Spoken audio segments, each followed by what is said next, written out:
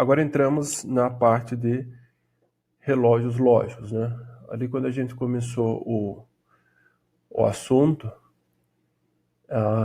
a gente falou de uma forma mais geral, mais superficial, de duas situações específicas. A gente citou 3 problemas, né?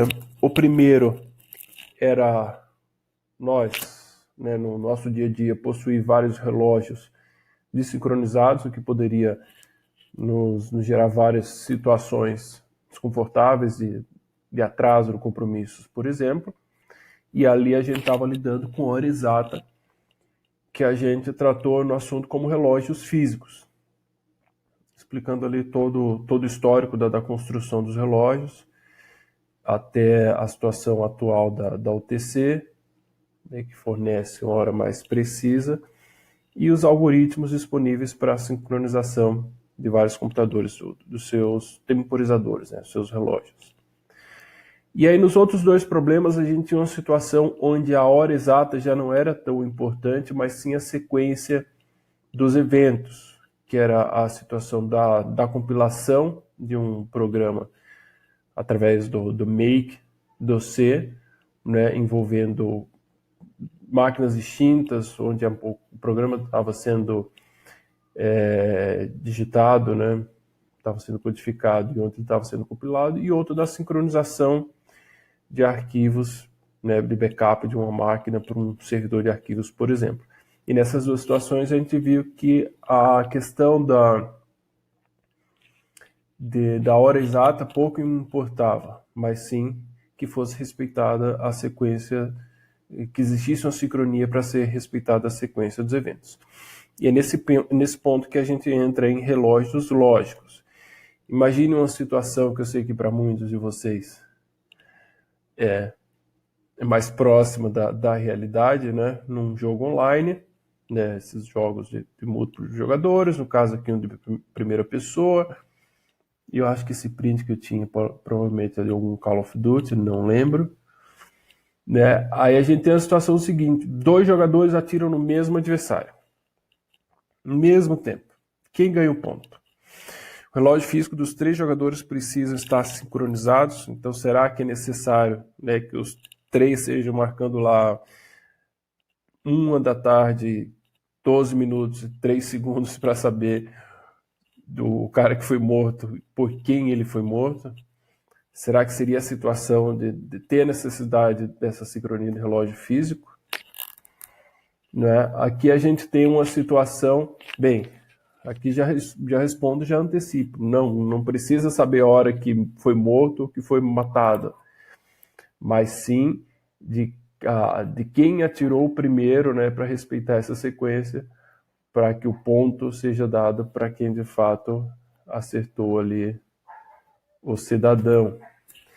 Uma outra situação que eu falei no início da aula, e que essa assim muito mais delicada do que o atirar num jogo, que é a questão da bolsa de valores, né? A situação ali de, né, quem mexe com isso, eu já tentei, mas já não me arrisco mais, ainda mais nesses tempos. Mas aí tem o tal do day trade, né, negociação dentro do mesmo dia, pessoal que trabalha muito com especulação, compra e venda ali no mesmo dia. A questão do respeito da sequência dos eventos, do sincronismo, é mais do que essencial, porque aqui a gente está falando de dinheiro e muitas das vezes de muito dinheiro. Então aqui ele tem um cliente aqui à esquerda, a empresa aqui, um banco, uma corretora à direita, onde ele na operação 1 faz a compra, a cotação do dólar ali, está comprando dólares a 1,82, e aí aconteceu algum problema, uma pandemia, né, coisa que não acontece nunca. Em pouco tempo disparou, foi para quase 1,89 e ele decide vender. É importante garantir a ordem correta das mensagens. Não seria nada desejado vender e depois comprar. Como garantir?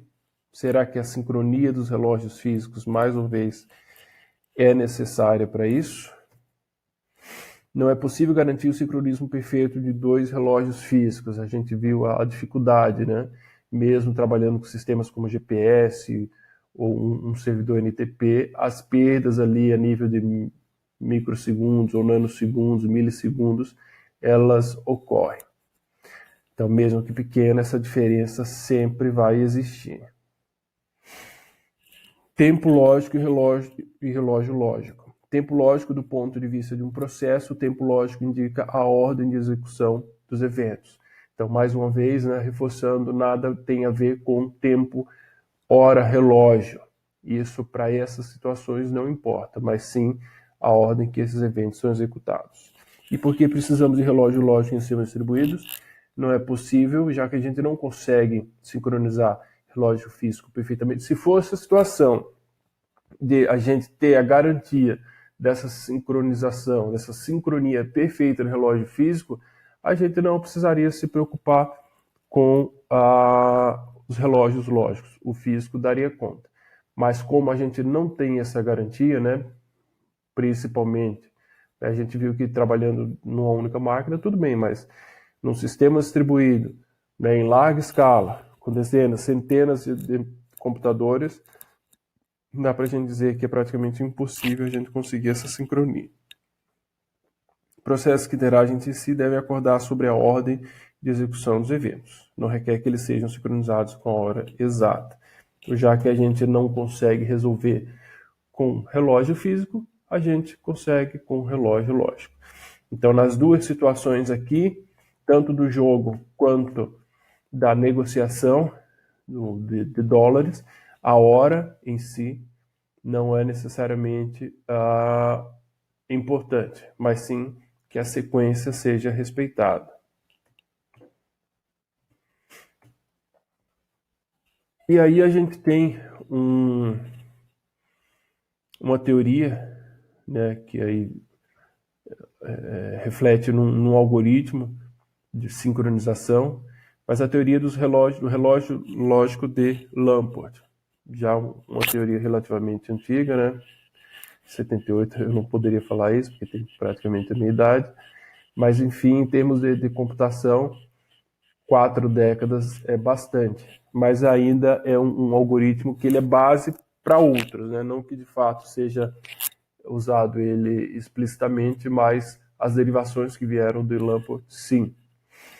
O relógio lógico de Lamport é um contador em software que não possui relação com qualquer relógio físico. Premissa: se dois processos não interagem entre si, então não é necessário sincronizar seus relógios lógicos, né? Eles são independentes. Ótimo. Nesse caso, a falta de sincronização não é observável. Então, são processos totalmente independentes, nem a sincronização de relógios lógicos não é necessária, muito menos de relógio físico. Na verdade, relógio físico a gente vai deixar um pouco de lado agora para não confundir. Vamos falar só de relógio lógico. Relação de causalidade, causa e efeito. Essa setinha de implicação aqui indica a relação de precedência entre dois eventos, né? Se tem um A implicando B, a gente vai falar isso mais vezes, mas eu quero dizer que o evento A ele ocorre antes de B, ou seja, define a ordem causal, a ordem das coisas. Então eu garanto que um evento ocorre antes que o outro. Não importa a hora que os eventos ocorrem, mas sim a ordem como eles ocorrem. Então aqui eu tenho um gráfico para a gente tentar ilustrar isso um pouco melhor. Eu tenho 3 processos, P1, P2 e P3, e essa linha aqui é o correr do tempo físico.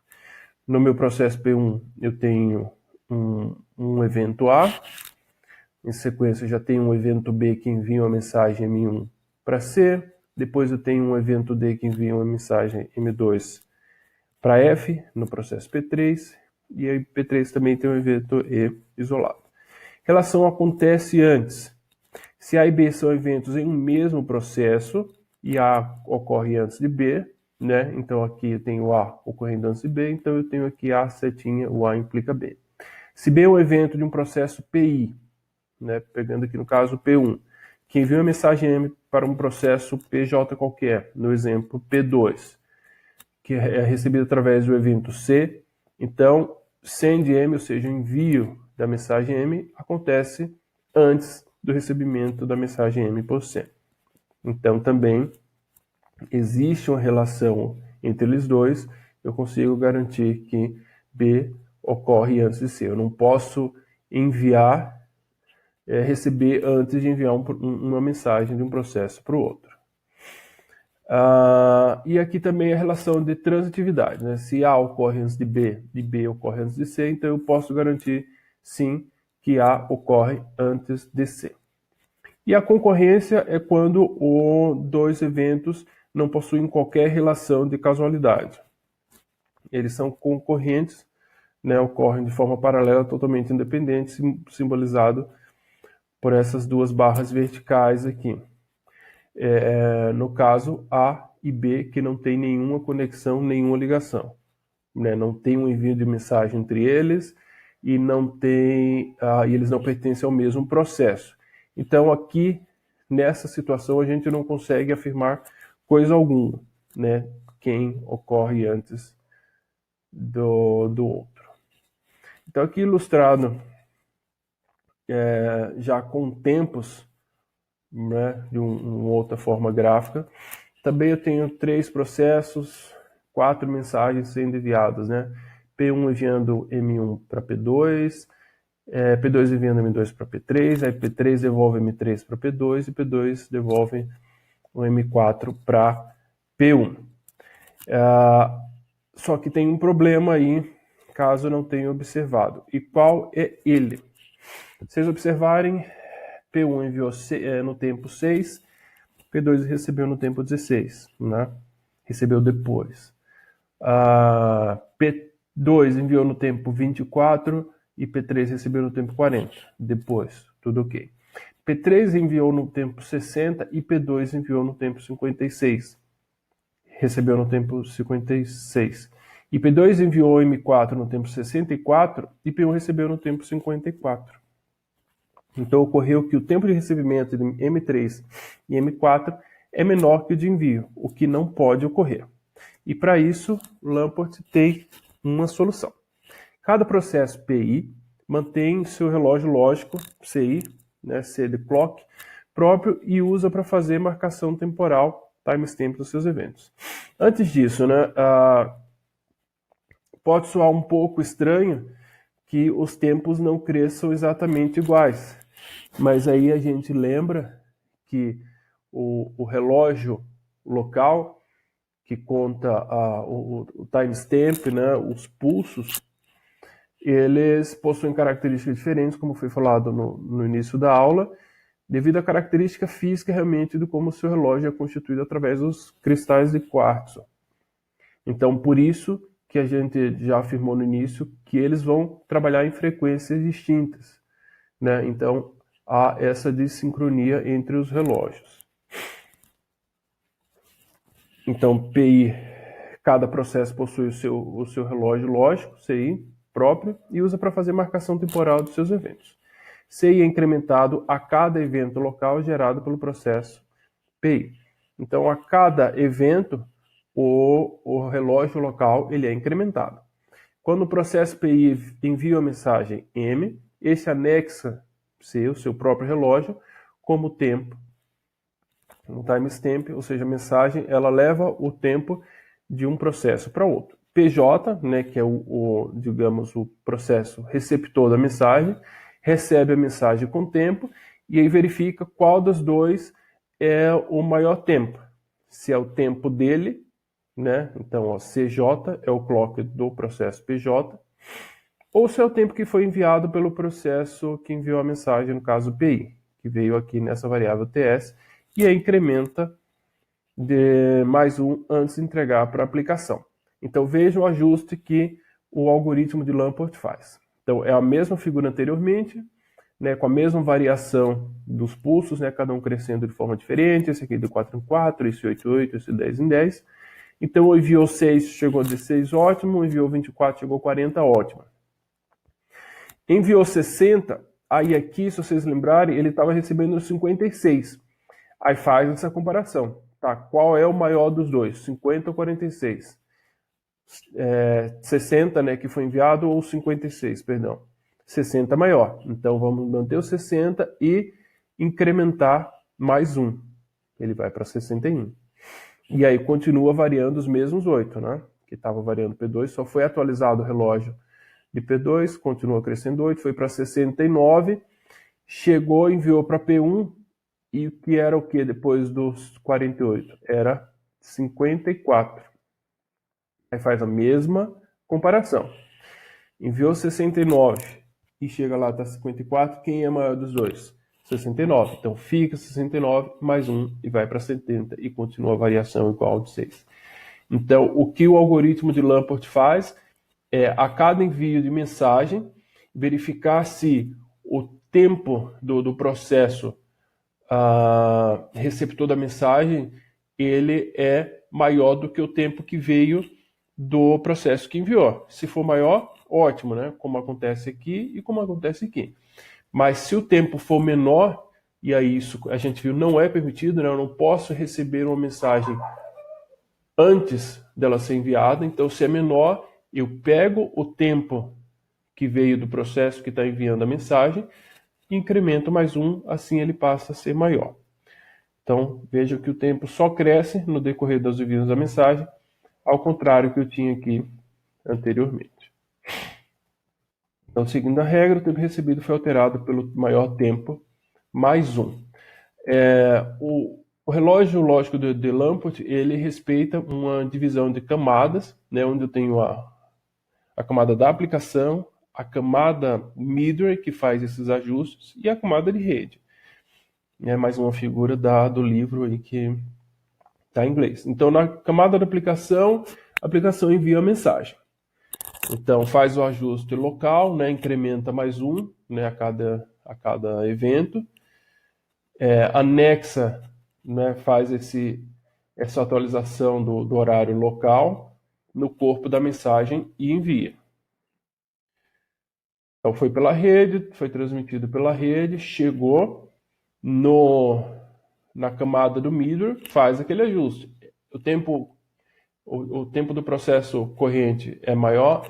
Então mantém. É menor? Então pega o horário, a hora que veio do outro processo, atualiza, incrementa, e daí entrega para a mensagem para manter a sincronia. Então é um trabalho feito aí em camadas, com o middleware atuando lá no meio. Então, para a gente pegar um exemplo mais prático, vamos ilustrar aqui o Lamport num exemplo, né, com gráfico. Então eu tenho aqui todos os meus clocks, eles começam zerados sempre, né? O clock 1 de P1, o clock 2 de P2, e o C3, clock 3 de P3, todo mundo zero. Primeiro evento de A1, primeiro evento de 3 do P3, que é o E, evento E, 1 também. Aí um novo evento incrementa, foi para 2. Aí esse evento aqui, ele envia uma mensagem para o processo 2. Então, ele anexa, né, ou carimba essa mensagem, esse valor na mensagem 2, e manda para o processo P2. Aí chegou o 2. Qual era o relógio, o valor do relógio de P2? Era 0, porque ele não tinha tido nenhuma mensagem, então é considerado o relógio que veio. 2 incrementado em mais 1, foi para 3. Aí, na sequência, um novo evento, processo 2, incrementa. 4. Aí, esse evento D, ele envia uma mensagem para o processo P3, né, de D para F, uma outra mensagem anexa esse tempo 4. Chegando no processo P3, ele verifica quem que é maior, o relógio atual, que era o quê? 1, ou o que foi enviado, 4. 4 é maior, então fica o 4, incrementa e vai para 5. Então vejam, né, que a cada chegada de evento é comparado o relógio a hora que foi enviado com a hora local do processo e fica maior e incrementa de mais 1. Então dessa forma eu nunca tenho o risco de ter um processo recebendo um evento num tempo anterior que foi enviado. Aí a gente tem algumas algumas situações, né, onde o Lamport ele tem a sua limitação e por isso foi necessário novas teorias e novos algoritmos a partir do Lamport e dando uma melhorada nele e atendendo essas limitações. Por exemplo, aqui, um evento E, um evento E' qualquer, será que ele implica necessariamente que o relógio de um é menor que o relógio de outro? Por exemplo, entre A e C. Será que eu tenho essa garantia? Aqui eu não posso afirmar isso, por exemplo, em relação a E e B, né? Ou, na verdade, qualquer outro processo em relação a E, porque eles ocorrem de forma paralela. Então, nesse sentido, o Lamport não consegue dar a garantia entre B e E de quem ocorreu antes. Uma outra situação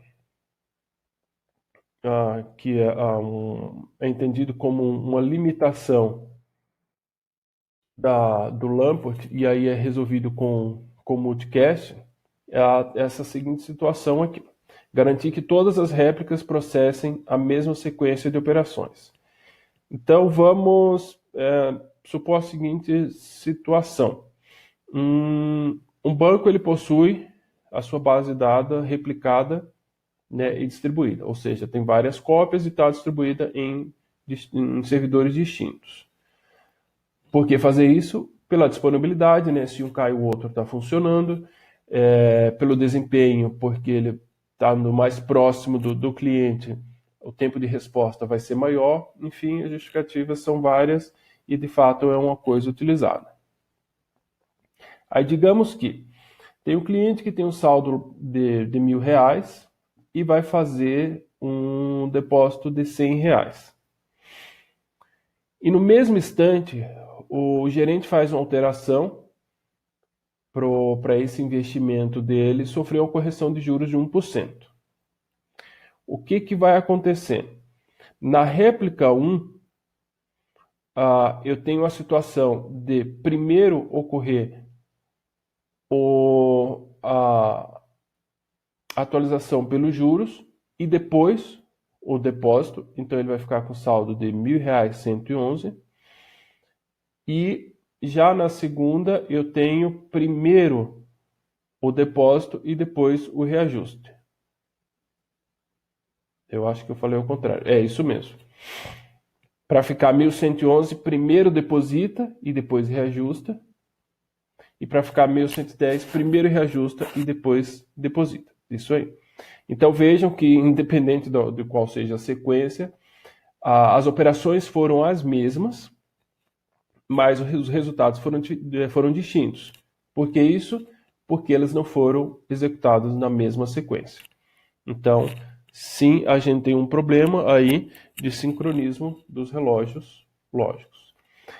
Então, nessa situação, onde a gente precisa, né, no multicast, ou seja, mensagem para vários servidores, para várias máquinas, que a gente precisa garantir para que tudo funcione e que tenha consistência no resultado, as premissas são: primeiro, não haver perda de mensagem, obviamente. As mensagens enviadas por um emissor são recebidas na mesma ordem que foram enviadas, e as mensagens enviadas por um emissor também são recebidas por este. O processo PI envia uma mensagem MI com seu timestamp para todos os demais processos. Toda mensagem recebida por PJ, ou seja, pelo processo receptor, é armazenada em uma fila ordenada pelo timestamp da mensagem. PJ envia a mensagem de confirmação para todos os demais processos, ou seja, a resposta para o processo original. E PJ encaminha uma mensagem MI para a sua aplicação se MI estiver no início da fila ou MI foi confirmada por todos os demais processos. Então, devido a essas limitações, principalmente essa aqui, onde a gente, alguns eventos, a gente não consegue garantir se de fato ele ocorreu antes ou depois, é que a teoria de Lamport, ou relógio lógico de Lamport, sofreu uma modificação, uma atualização, gerando os relógios vetoriais que conseguem garantir ou resolver essas deficiências de Lamport. Então, só retomando para a gente entender melhor, fazendo o comparativo dos dois. Relógio de Lamport garante a ordem de eventos que satisfaz a relação causal, porém não completamente. Ou seja, um evento ocorrer antes que o outro, a gente não consegue garantir que o relógio desse evento é de fato menor que o do outro. Se um relógio é menor que o do outro, não é possível deduzir que ele ocorreu de fato antes. Né? A gente está falando desses, quando fala do relógio, desses números. Um ser menor que o outro, a gente não consegue garantir que de fato, através de Lamport, ele ocorreu antes. Já com o relógio vetorial, sim. A gente consegue garantir que se um evento ocorre antes que o outro, necessariamente o relógio dele vai ser menor do que o outro. Em um sistema distribuído com N processos, cada processo PI possui seu próprio relógio vetorial de tamanho N. Então, traduzindo isso, se eu tenho 3 processos ou 5 processos, eu tenho 5 processos, cada processo vai ter um vetor tamanho 5, onde cada posição desse vetor é o relógio de cada um dos processos. Então, inicialmente, cada um dessas posições, cada um desses valores dos vetores, né, ou seja, dos N vetores para N quantidade de processos, começam com 0. Na posição VI de I, tem-se o total de eventos que ocorreram no próprio processo PI. Por exemplo, no P1, então, eu tenho na posição V1, eu tenho as informações dos seus eventos. No P2, na posição 2. No P3, na posição 3 e assim por diante. E na posição VIJ, tem-se o total de eventos que ocorreram em PJ e que puderam ser observados por PI. Ou seja, a gente tem cada processo tem no seu vetor não só informações dos seus eventos, mas também como os eventos observados nos outros processos. Evento local, a gente incrementa igual a feito o Lamport. Ao enviar a mensagem, também é anexado o valor por PI para ser enviado para PJ. E ao receber a mensagem, da mesma forma, ele verifica de cada um dos elementos do vetor quem é o maior deles, e aí é incrementado em 1. Então, vejam só, eu tenho um vetor VJ e ele recebeu, né, com os elementos 4, 11, 4, 9, 11, 13, e recebeu esse vetor de outro processo, 2, 5, 15, 3. O resultado em VJ foi o quê? 4, 9, 15 e 3, que são os maiores valores de cada elemento. Então eu comparo 4 e 2, o maior é 4, 9 e 5, o maior é 9, fica o 9, 11 e 3, o maior é 15, fica o 15, 3 e 5 é o mesmo, fica o 3. Se fosse o caso de ser enviado, seria incrementado antes de enviado a posição daquele processo. Vamos para um exemplo prático que fica mais fácil de entender. Então, eu começo aqui novamente. Eu tenho 3 processos, então veja que cada processo tem um vetor com 3 elementos. No P1, ele tem informação aqui na posição 1 dos seus eventos, de P2, de P3, aqui a mesma coisa de P1, P2, P3, P1, P2, P3. Então, o primeiro evento aqui A ocorreu, então incrementa o seu evento, né, na sua posição do vetor. Mesma coisa o E aqui. Ele incrementou em 1 na sua posição, que é a terceira. Um novo evento em P1 incrementou também a sua posição. Incrementou a quantidade de eventos na sua posição. Enviou a mensagem para C. Né? A quantidade de eventos de P1 permaneceu, mas aqui ocorreu um evento em P2, então incrementou a segunda posição. P3 não tem nada a ver com isso, continuou 0. Mais o evento P2, então incrementa a segunda posição, que pertence a P2, e vai para 2.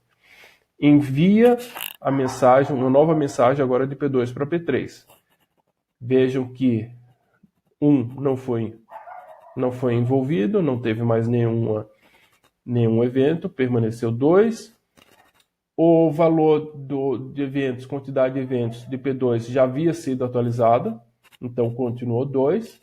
Já a terceira posição, que é relativa a P3, foi incrementado com o seu valor mais atualizado, que era 1. Então foi incrementado 1 e veio para 2. Precedência. Então, como é que a gente verifica através de que forma, né, essas informações em vetor podem me dar essas garantias de precedência ou não precedência ou de concorrência? Por exemplo, entre B e D, como é que eu garanto que... eu estou vendo que B precede D, mas será que de fato agora ele não chama mais C, né, chama V, de fato o relógio, e aí não é relógio, mas os eventos são, né, a gente não consegue afirmar que B é menor que D de fato? Vamos lá, os valores de B, 2000, 200, e de D, 20220.